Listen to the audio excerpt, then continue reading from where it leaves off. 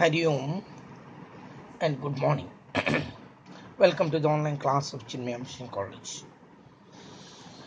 In the last class, we have seen what's the LPP.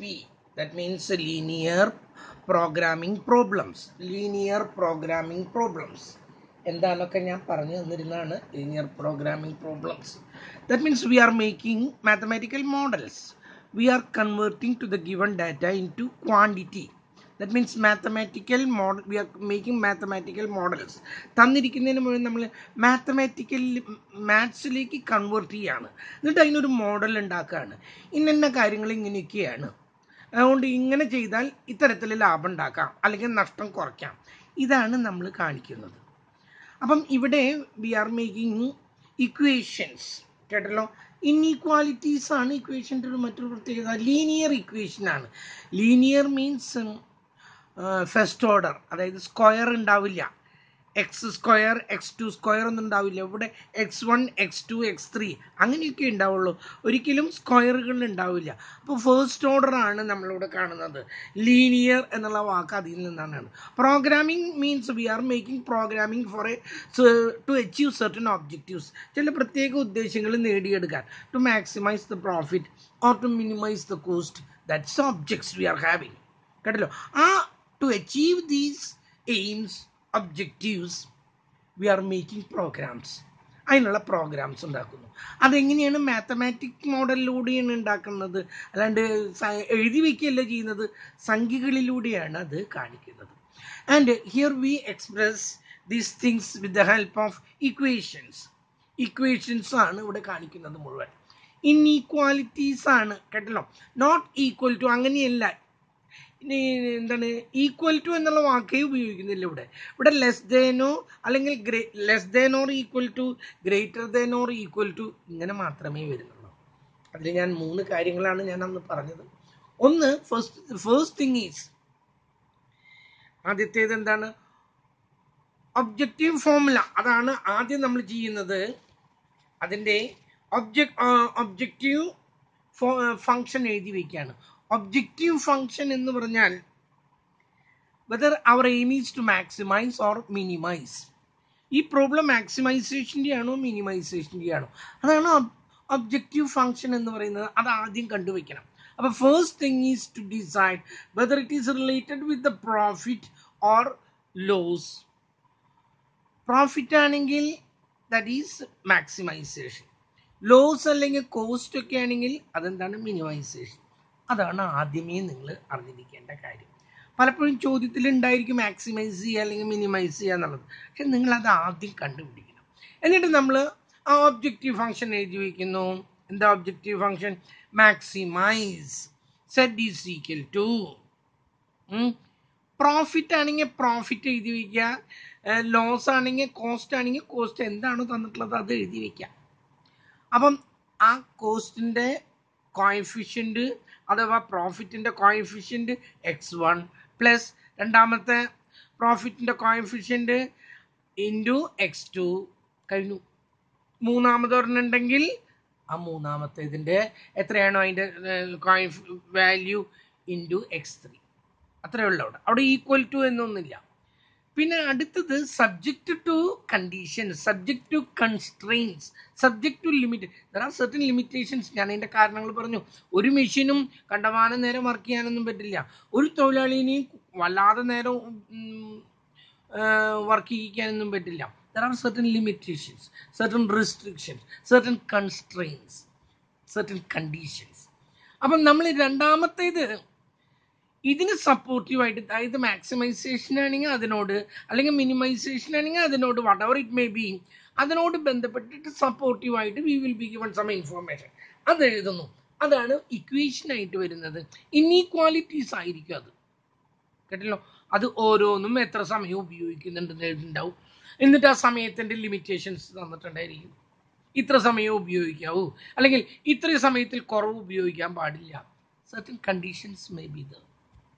ഇന്നലത്തെ രണ്ടാമത്തെ പ്രോബ്ലത്തിൽ വളരെ വ്യക്തമായിട്ട് അത് നിങ്ങൾക്ക് മനസ്സിലാവും.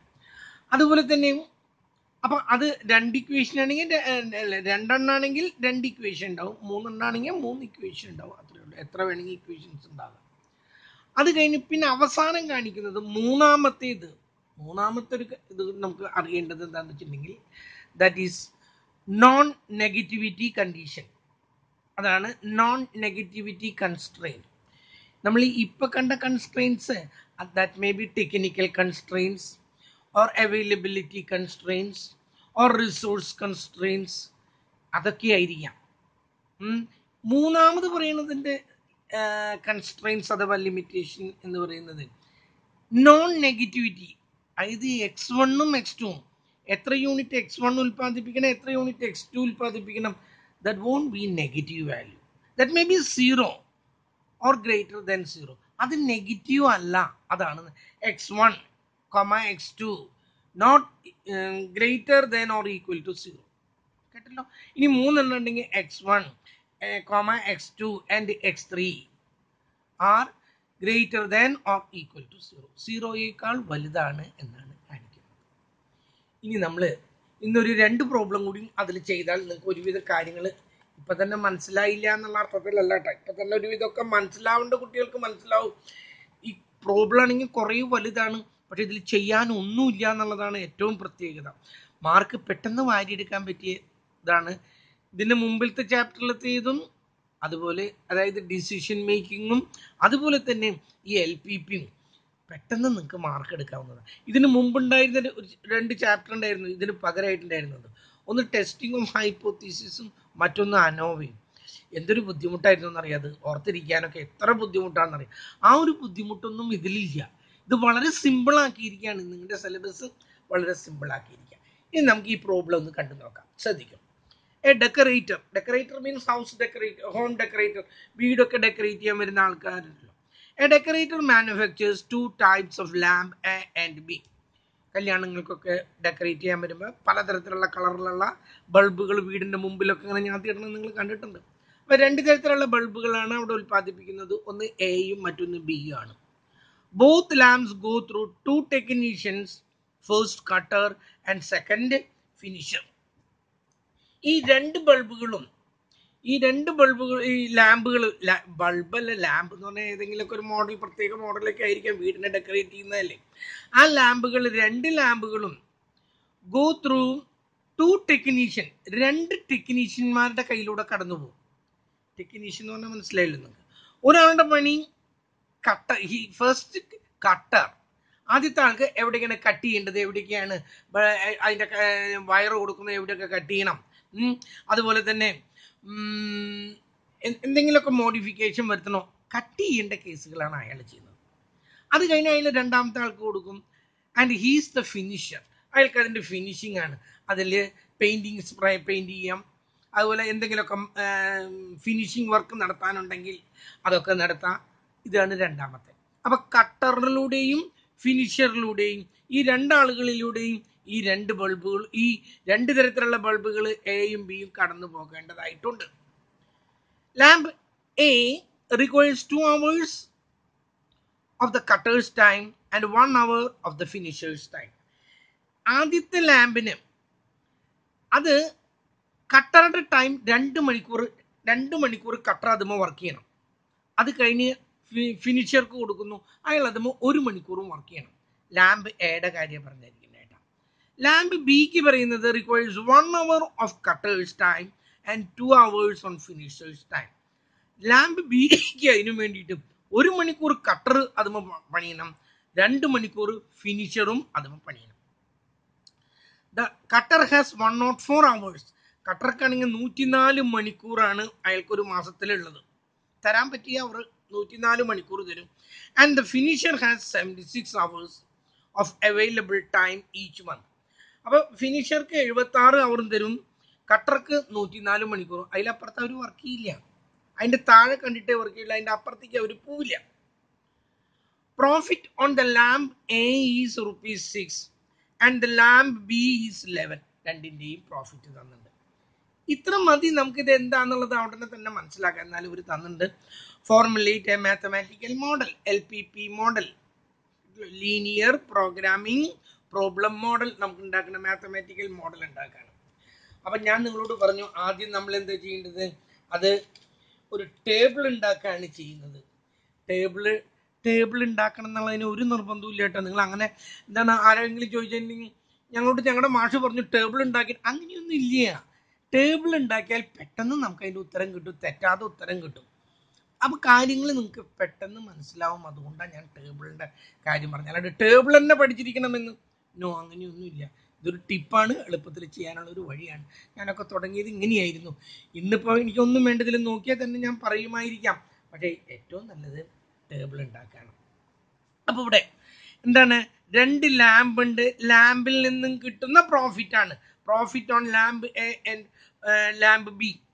അപ്പോൾ ഒരു കാര്യം മനസ്സിലായല്ലോ, ടോപ്പിൽ കാണിക്കേണ്ടത് ലാമ്പ് എയും ലാമ്പ് ബിയും ആണ്. ഓക്കെ, ലാമ്പ് എയുടെ എണ്ണം നമ്മൾ x1, അതിൻ്റെ വാരിയബിൾ x1 ആക്കി എടുക്കുന്നു. ലാമ്പ് ബിയുടെ നമ്മൾ എന്താക്കി എടുക്കുന്നു, x2 ആക്കി എടുക്കുന്നു. ലെഫ്റ്റ് സൈഡിൽ നമ്മൾ കാണിക്കുന്നത് ടെക്നീഷ്യൻ ആണ്.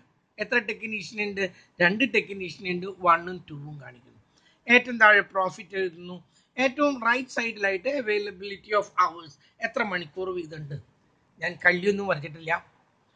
ഞാൻ പറഞ്ഞു ലാമ്പ് എയും ലാമ്പ് ബിയും അതിൻ്റെ പ്രോഫിറ്റാണ് തന്നിരിക്കുന്നത്, അതുകൊണ്ട് അതാണ് ടോപ്പിൽ കൊടുത്തത്. കേട്ടല്ലോ, ഇങ്ങനെ അതിൻ്റെ വാല്യൂ ഇങ്ങനെ കൊടുക്കുന്നു. ഇത് ടെക്നീഷ്യനാണ്, ടെക്നീഷ്യൻ 1, ടെക്നീഷ്യൻ 2, അത് ഇങ്ങനെ കൊടുക്കുന്നു. ഇവിടെ അവൈലബിലിറ്റി ഓഫ് അവേഴ്സ്, ഇതാണ് കൺസ്ട്രെയിൻസ്. ടൈമാണ് ഇവിടെ കൺസ്ട്രെയിൻസ്, സമയം അത്ര ഇല്ല. ആദ്യത്തെ ഈ മെഷീന് 104 അവറേ കിട്ടുള്ളൂ, മറ്റേത് 76 അവറേ നമുക്ക് കിട്ടുന്നുള്ളൂ. ഓരോന്നിൻ്റെയും പ്രോഫിറ്റ്. ഇനി നമ്മളിതിലേക്ക് നമ്മുടെ ഈ ഡാറ്റ കൊടുക്കുകയാണ്. നോക്കൂ, both the lamps go through 2 technicians. First cutter, രണ്ടാളും 2 മെഷീനിലൂടെയും കടന്നു പോകുന്നുണ്ട്, ഈ 2 ലാമ്പുകളും. Lamp A requires 2 hours on the cutter's time. ഞാനിവിടെ കട്ടറിനാക്കാണ്ട, നിങ്ങൾക്ക് ഇനി പ്രശ്നം വേണ്ട. കട്ടർ ഇതാരാണ്, കട്ടറും പിന്നെ ഫിനിഷർ, കട്ടറും ഫിനിഷറും. ഓക്കെ, ഇനി നോക്കാം. അപ്പം lamp A requires 2 hours of cutters. ഇതിന് 2 hour വേണ്ടത്, കട്ടറിൻ്റെ ടൈം. പിന്നെ 1 hour ഫിനിഷറുടെ ടൈമും വേണം. ലാമ്പ് ബിക്ക് എങ്ങനെയാണെന്ന് പറഞ്ഞത്, 1 hour കട്ടറുടെ ടൈമും വേണം. നേരെ വിപരീതമായിട്ട് 1 hourഉം ഇത് എത്ര അവറാണ്, 2 hour ആണ്. അതിലുള്ളത് ഇങ്ങോട്ട് പറക്കിയെടുത്ത് എഴുതിയെന്നുള്ളൂ ഞാൻ. The cutter has 104 hours. ആകെ കട്ടർക്ക് തരാവുന്നത് 104 അവറേ ഉള്ളൂ, അതിനേക്കാൾ താഴേക്ക് എടുക്കുള്ളൂ. Less than or equal to, കാരണം അതിനേക്കാൾ കൂടുതൽ. ലെസ് എഴുതുമ്പോൾ ഞാൻ പറഞ്ഞിട്ടില്ലേ, എൽ പോലെ എഴുതാ. Less than or equal to 104 hours ആണ്. മറ്റേയാൾക്ക് അയാൾക്ക് 76 അവർ ആണ്, അതായത് 76 അവറിനേക്കാൾ താഴെ തരാൻ പറ്റുള്ളൂ, അതിൻ്റെ അപ്പുറത്തേക്ക് തരാൻ ഇല്ല. അപ്പം കട്ടറിൻ്റെ ഇനീക്വാലിറ്റി കാണിച്ചു. ഇനി പ്രോഫിറ്റ്, ആദ്യത്തേതിൻ്റെ പ്രോഫിറ്റ് എത്രയാണ് പറഞ്ഞിരിക്കുന്നത്, profit on the lamp A 6 and lamp B 11. ഇത് 6 ആണ്, ഇത് 11 ആണ്. ഇത്രയും ആയി കഴിഞ്ഞാൽ നമുക്കിനി പെട്ടെന്ന് നമുക്ക് എഴുതാനായിട്ട് പറ്റും. നമ്മൾ ഉടനെ തന്നെ എഴുതി ഒബ്ജക്റ്റീവ് ഫങ്ഷൻ. ഒബ്ജക്റ്റീവ് ഫങ്ഷൻ എഴുതാൻ പോവാണ്. ഇത് മാക്സിമൈസേഷൻ ആണെന്നുള്ളത് നമുക്ക് അറിയാം. അപ്പം ഞാനിവിടെ എഴുതി, ഇതാണ് maximise Z is equal to, മാക്സിമയിലും മിനിമയിലും സെഡ് തന്നെയാണ്. Maximise Z is equal to, ഇനി നമ്മൾ ആ പ്രോഫിറ്റ് നോക്കാം. 6 ഈ x1 അതിൻ്റെ ഒപ്പം എഴുതാം, 6x1 പ്ലസ് 11x2. കഴിഞ്ഞു, ഒബ്ജക്റ്റീവ് ഫങ്ഷൻ കഴിഞ്ഞു. ഇനി നമുക്ക് subject to constraint, subject to condition. അപ്പം ഞാനിവിടെ എഴുതി സബ്ജക്ട് ടു എന്ന് എഴുതിയാൽ മതി. സബ്ജക്റ്റ് എഴുതി വന്നപ്പോഴത്തേക്ക് 2 2 കുത്തിട്ടു. ഇനി എന്തൊക്കെയാണ് റെസ്ട്രിക്ഷൻസ് ഉള്ളത്, ലിമിറ്റേഷൻസ് ഉള്ളത്? ഇത് 2 hour, ഇത് 1 hour. പക്ഷേ എന്തൊക്കെയായാലും 104 അവറിൻ്റെ താഴെ ഉപയോഗിക്കാൻ പറ്റുള്ളൂ. ഇത് 2x1 2 മണിക്കൂറാണ്. ഇതിന് 2 മണിക്കൂർ എത്ര പ്രോഡക്റ്റ് ഉപയോഗിക്കാം, അതാണ് നമുക്ക് കണ്ടുപിടിക്കുന്നത്. നമ്മൾ അതൊന്നും ചെയ്യേണ്ട കാര്യമില്ല, നമ്മളതിൻ്റെ മോഡൽ ഉണ്ടാക്കിയിട്ട് കൊടുത്താൽ മതി. അപ്പം എന്താണ്, 2x1 പ്ലസ് 1x2, 1x2 എന്നൊന്നും എഴുതേണ്ട, x2 എന്നാ പറയുള്ളൂ, is less than or equal to 104. Okay, ആദ്യത്തേത് കഴിഞ്ഞു. ഇനി രണ്ടാമത്തേത് 1 ആണ്. ഇവിടെ 1x1 എന്ന് എഴുതണ്ട, x1 plus 2x2 that is equal less than or equal to 76. Constraints, technical constraints അവസാനിച്ചു കേട്ടല്ലോ. അവേഴ്സിന്റെ ലിമിറ്റേഷൻസ് അവസാനിച്ചു. ഇനി നമുക്ക് എഴുതേണ്ടത് നോൺ നെഗറ്റിവിറ്റി കണ്ടീഷനാണ്. ഇതിൽ ഈ x1ഉം x2ഉം ഇതാണ് കണ്ടുപിടിക്കേണ്ടത്. അത് എത്ര എണ്ണം ലാമ്പ് എ എത്ര എണ്ണം ഉൽപ്പാദിപ്പിക്കണം, ലാമ്പ് ബി എത്ര എണ്ണം ഉൽപ്പാദിപ്പിക്കണം, അതാണ് ചോദ്യം. x1ഉം x2ഉം കണ്ടുപിടിക്കുക. They are the variables.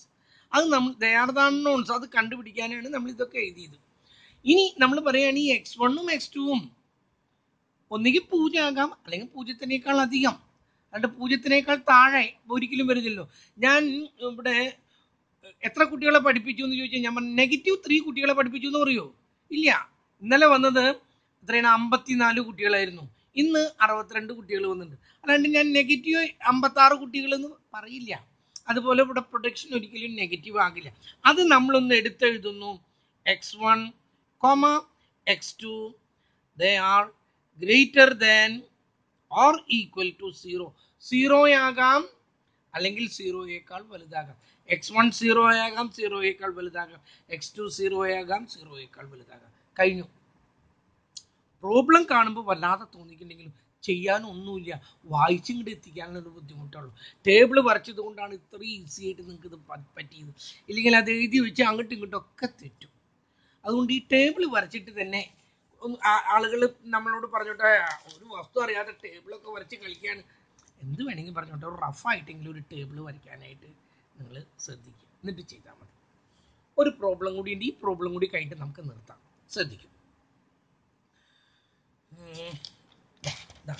Problem വലിയ പ്രോബ്ലമാണ്. ഒരു ക്വസ്റ്റ്യൻ പേപ്പറിന്റെ പകുതിയും ഈ പ്രോബ്ലം ഒക്കെ തന്നെയാണ്. പക്ഷെ ഒന്ന് മനസ്സിലാക്കുക, പ്രോബ്ലത്തിനെ വലിപ്പമുള്ളൂ. ഇത് ചെയ്തു വരുമ്പോൾ വളരെ സിമ്പിൾ ആണെന്നുള്ളത് നിങ്ങൾ മനസ്സിലാക്കുക. ഞാൻ വായിക്കാം, ശ്രദ്ധിക്കും. A company manufacturers 2 types of product A1 and A2. ഒട്ടുമുക്കാലും അങ്ങനെ തന്നെ. 2 പ്രോഡക്റ്റ് ആണുള്ളത്, A1ഉം A2ഉം. ഒരു പ്രോഡക്റ്റ് ആണ്, അതിന്റെ പ്രോഫിറ്റോ ലോസോ ആണ്. ഉടനെ മനസ്സിലായല്ലോ, A1ഉം A2 ആണ് ടോപ്പിൽ വരേണ്ടതെന്ന് മനസ്സിലായി. Each product uses milling and drilling machines.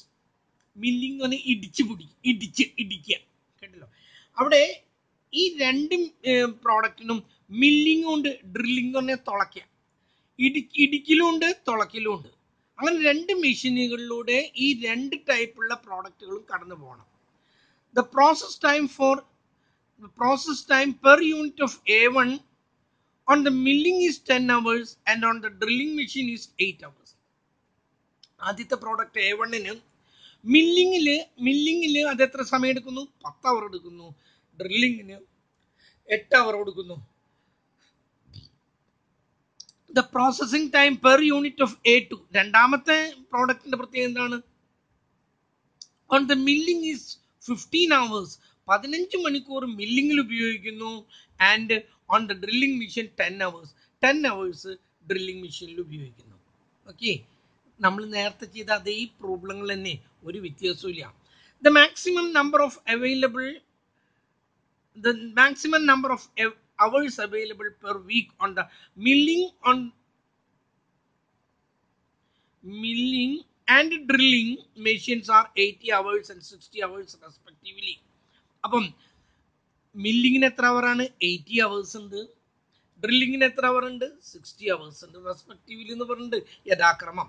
അപ്പം ഇതിനാണ് മില്ലിങ്ങിനുള്ളത്, ഇത് ഡ്രില്ലിങ്ങിനുള്ളതാണ്.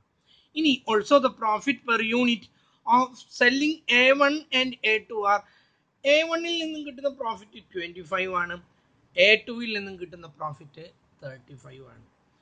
Formulate A LPP model, that means A mathematical model ഉണ്ടാക്കണം. ഞാൻ പറഞ്ഞു A1ഉം A2 ആണ് 2 പ്രോഡക്റ്റ് ഉള്ളത് കാണിക്കണം. സൈഡിൽ എന്താ കാണിക്കണ്ടേ?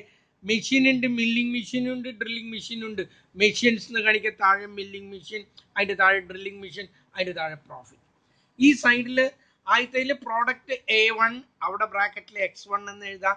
പ്രോഡക്റ്റ് A2, അതിൽ X2 എന്നും നിങ്ങൾ ഒറ്റ മിനിറ്റ്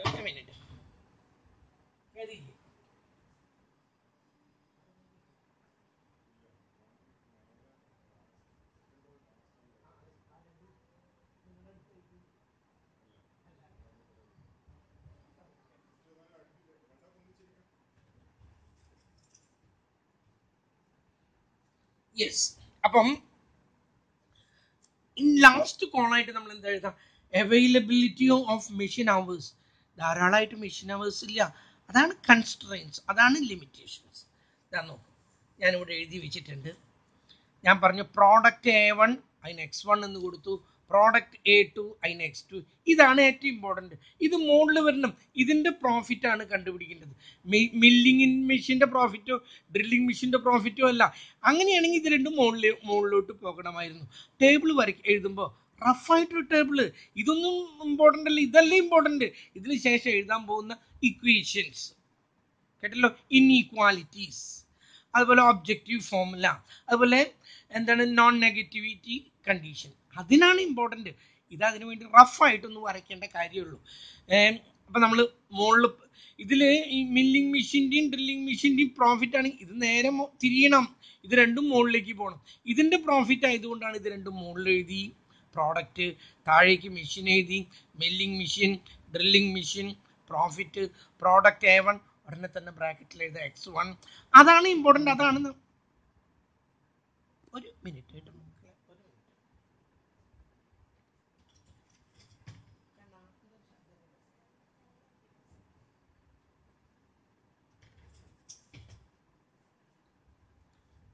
അപ്പൊ എന്താ പറഞ്ഞു വന്നത്? ഇനി നമ്മൾ ഇതിലേക്ക് അതങ്ങ് ജസ്റ്റ് ഫീഡ് ചെയ്ത് കൊടുക്കാം. ആ തന്നിരിക്കുന്ന വാല്യൂസ് എന്തൊക്കെയാണെന്നൊന്ന് നോക്കൂ. രണ്ട് പ്രോഡക്റ്റുകളാണ് A1 A2 നമ്മൾ എഴുതി കഴിഞ്ഞതാണ്.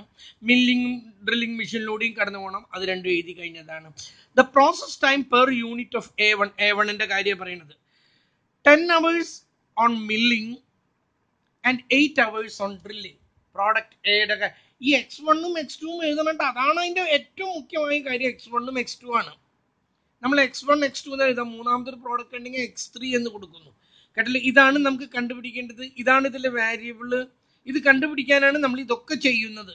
ബാക്കിയുള്ളതിനൊന്നും അത്ര പ്രസക്തിയില്ല. ഈ X1 X2 അത് എഴുതിയിരിക്കണം. അപ്പൊ പ്രോഡക്റ്റ് A1 മില്ലിംഗ് മെഷീനിൽ 10 hours, മില്ലിംഗ് മെഷീനിൽ 10 hours, ഡ്രില്ലിംഗ് മെഷീനിൽ 8 hours ഉപയോഗിക്കുന്നു. മറ്റേ product processing time per unit of A2 on the milling machine is 15 hours and drilling machine 10 hours. ഇത് 15 hours ഉപയോഗിക്കുന്നു, ഇത് 10 hours ഉപയോഗിക്കുന്നു. പിന്നെന്താ പറഞ്ഞിരിക്കുന്നത്? The maximum number of hours available per week on the milling and drilling machines are 80 hours and 60 hours. Maximum ആണ് അത്. Milling machine 80 hour ഉപയോഗിക്കാം, drilling machine 60 hour ഉപയോഗിക്കാം. അതിനപ്പുറത്തേക്ക് പോകാൻ പറ്റില്ല. അപ്പം ലെസ് ദാൻ ആണ്. ലെസ് ദാൻ എഴുതുമ്പോൾ എല്ലിൻ്റെ മോഡല് ഞാനിങ്ങനെ ആവർത്തിക്കുന്നത് നിങ്ങളുടെ മനസ്സിൽ ഇങ്ങനെ അടിച്ച് കയറട്ടെ എന്ന് വെച്ചിട്ടാണ് ഇതിങ്ങനെ ആവർത്തിച്ച് പറയുന്നത്. കാരണം അത് ആ കേൾക്കുമ്പോൾ തന്നെ അത് മനസ്സിൽ പതിഞ്ഞു. പിന്നെ നിങ്ങളത് ചെയ്യുമ്പോൾ പെട്ടെന്ന് കാര്യങ്ങൾ നടക്കും. അതിനൊക്കെയാണ് ഞാൻ ക്ലാസ്സിൽ 2 ദിവസമെങ്കിലും ക്ലാസ് വയ്ക്കും എന്ന് പറഞ്ഞതിൻ്റെയും ആ ഒരു ക്ലാസ് എടുക്കുന്ന സമയത്ത് ആ ക്ലാസ്സിലെ കാര്യങ്ങൾ മാത്രമല്ല ഞാൻ പറഞ്ഞത്.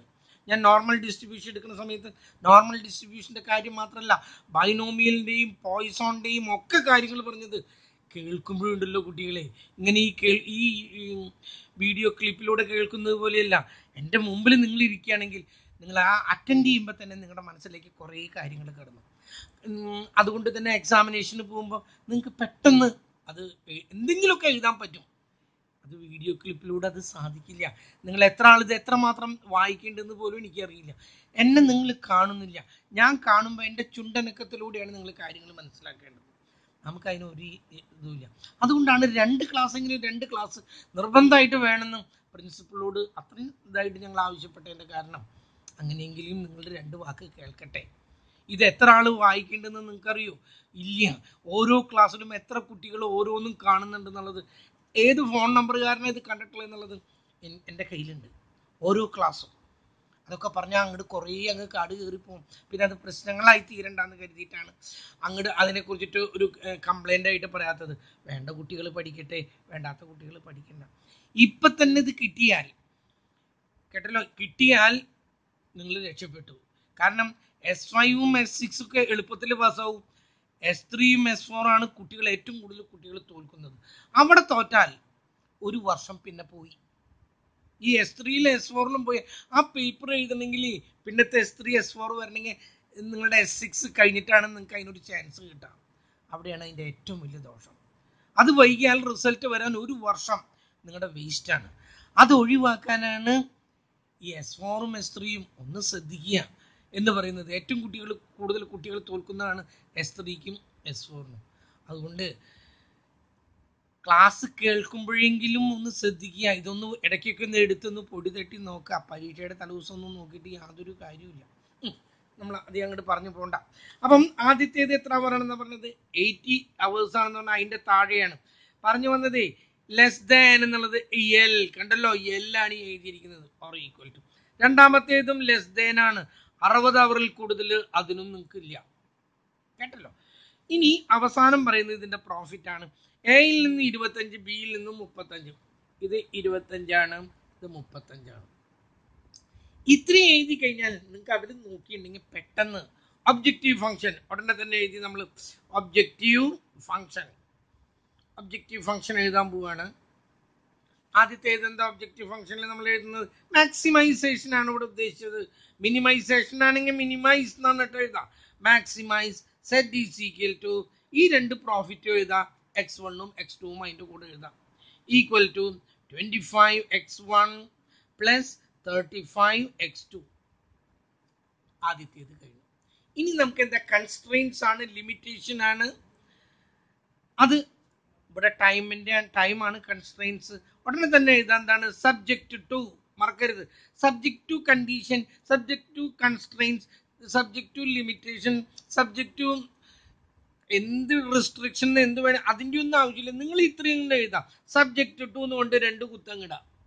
എന്നിട്ട് ഈ കാണുന്നത് ഇങ്ങനെ അങ്ങോട്ട് എഴുതാം. ഇവിടെ x1 എഴുതാം, ഇവിടെ x2 കൊടുക്കാം. ഇത് ഇങ്ങനെ തന്നെ അങ്ങ് പകർത്തി വയ്ക്കാം. 10x1 plus 15x2 less than or equal to 80. ഇതൊരിക്കലും ഈക്വൽ അല്ല, ഇൻഈക്വാലിറ്റിനെയാണ് ഇത് കാണിക്കുന്നത്. 80 hourൽ താഴെയുള്ളൂ. നിങ്ങൾ ഇത് ഉൽപ്പാദിപ്പിക്കാനായിട്ട് ഇത് 10 ആകെ. ഇത് ഈ മുഴുവൻ നിങ്ങൾക്ക് ഇവിടേക്ക് ഉപയോഗിക്കാൻ വേണമെങ്കിൽ, അല്ലെങ്കിൽ ഇതിൽ കുറച്ച് ഇവിടേക്ക് ഉപയോഗിക്കാം. അത് ഈ പ്രോഡക്റ്റിന്റെ ഉൽപ്പാദനം എത്ര എണ്ണം വേണം എന്നുള്ളത് നോക്കിയിട്ട് വേണം. 80 hourൽ താഴെയുള്ളൂ, കേട്ടല്ലോ. ഇത് 10 നിങ്ങൾക്ക് ഇതിന്റെ 10 hour വേണം. 8 എണ്ണം ഇത് ഉൽപ്പാദിപ്പിച്ചാൽ കഴിഞ്ഞു. ഇത് ഉൽപ്പാദിപ്പിക്കാൻ തന്നെ പറ്റുന്നില്ല. ആ സമയത്ത് നിങ്ങൾ ഇത് 2 എണ്ണം ഉപയോഗിച്ചു. അപ്പൊ 10 × 2 20 എണ്ണായി, കേട്ടല്ലോ.